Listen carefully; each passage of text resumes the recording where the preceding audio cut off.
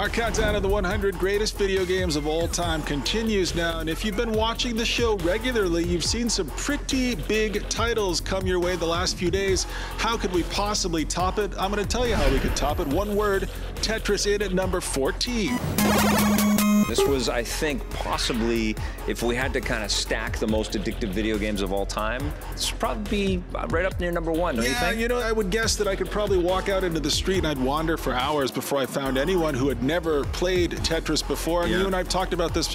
I've said to you once on the show, that theory that wherever you are, there's always a spider within 3 feet of you. I think wherever you are right now, there's a copy of Tetris within 3 feet of you as well, because this game is ubiquitous. It's been on every platform imaginable. I mean, watches. And this was really a forward-thinking, future-looking game, because back in the early 80s, this was really the first casual game. This was long before the Wii had been invented. This is long before your parents went out and bought a Wii. This is long before anybody thought about playing a game on a smartphone or a tablet.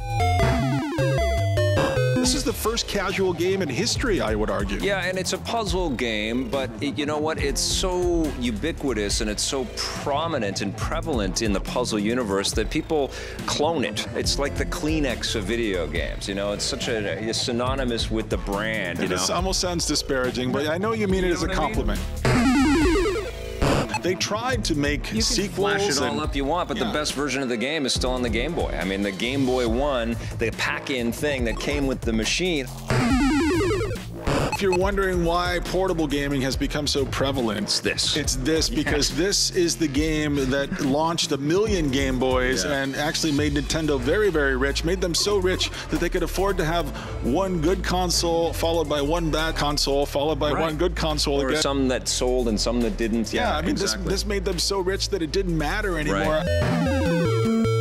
Everybody had Game Boys back then. Your friend's mom had a Game Boy because she was playing Tetris on it. This was a game that drew in not only hardcore gamers, but also moms. Yeah, and it's funny that it's taken so many ups and downs and so many kicks at this that there are games and there is game content that will appeal to everybody. And there's games like this that prove it out, you know?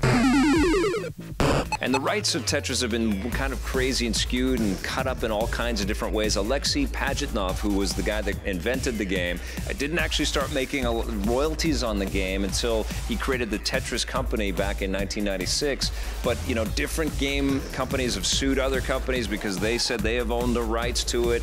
It was on the NES, it was on iPhone. EA has got this thing right now, and they just released another version of Tetris not too long ago. This was also the very first game in video game history to be actively banned in office culture. You weren't allowed to have this game on your computer at work because they were losing so many hours of productivity from employees. I mean, this really was a game that you couldn't stop thinking about, couldn't stop fantasizing about, couldn't stop playing, even though all it is you're just trying to take these 4 or 5 different puzzle shapes and fit them all together. That's all you're trying to do. What shape makes you the happiest? Well, you know which one I like the best. I like the long, skinny one. I know, that's the one. That's the money shape right there. Come on, long, skinny one.